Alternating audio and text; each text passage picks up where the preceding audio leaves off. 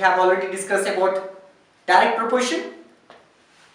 Direct proportion is if one of the quantity is increasing, the second one also will increase, and the quantity is decreasing, the second quantity also will decrease. In this manner, it is direct proportion. Now, let's take the inverse proportion. If one of the quantity is increasing, the second one will decrease. If one of the quantity decreases and second one will increase, it's in opposite direction. Quantity is increasing, the second one will decrease. If this is decreasing, the second one will increase. This is an inverse proportion. So we know inverse proportion formula. The quantities will take as first quantity x and second quantity y. So when we multiply these two quantities, we get a constant number. Xy is equals to constant. Xy is equals to k. It's a constant. Or x1 y1 is equals to x2 y2. In this manner we can take. This is the formula about inverse proportion. So let's take one of the example. If 25 workers can build a building in 50 hours, so how many workers will be required to do the same work in 10 hours? We need to construct a building in 10 hours. If 25 workers needed for 50 hours, 25 workers, if they can build in 50 hours, if they want to build in 10 hours only. So how many workers required? We need to find out. So let's use the inverse proportion, because when we have given some work, so if the people are more and the work will be decreased, and if people are less and the work will be increased, so it takes more time.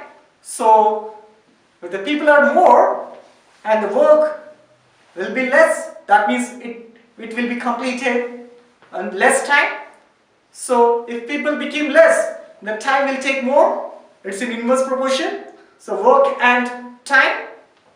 So that's the reason we have taken here inverse proportion. x1 y1 is equals to x2 y2 is the formula. So let's write this problem. 25 workers and 50 hours. So number of workers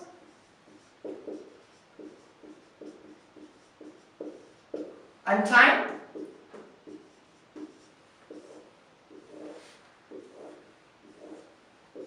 So number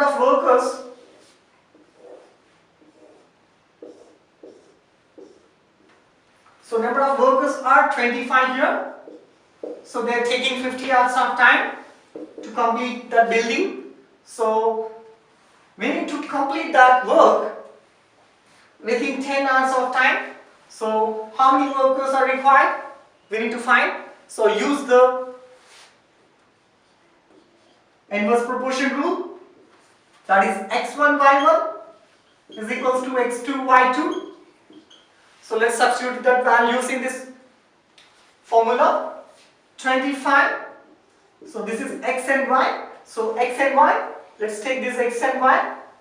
If we take x1 y1 here, so 25 into 50 is equals to 10 into y2.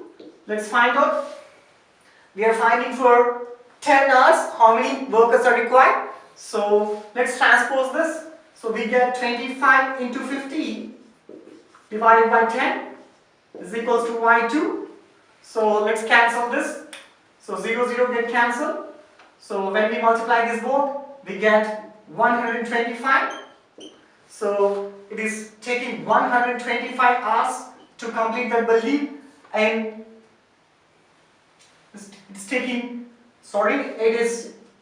we need 125 workers to complete the building in 10 hours. This is number of workers.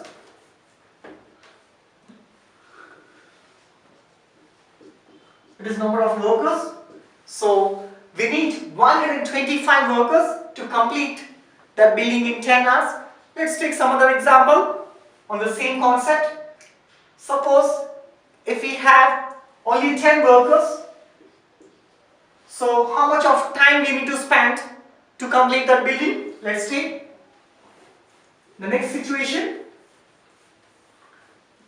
If the number of workers are 10, so we need to find out how much of time it takes to complete the building.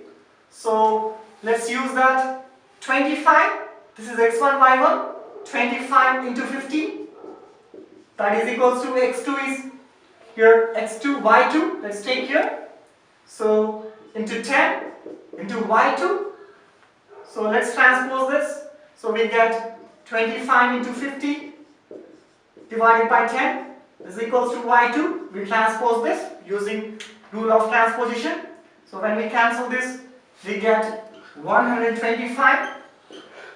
We need 125 hours of time to complete the building by 10 workers. So this is 125. So it's in reverse process.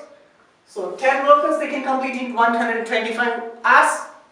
So this is inverse proportion. One of the quantity is increasing, second one will decrease. If the quantity is decreasing, second one will increase.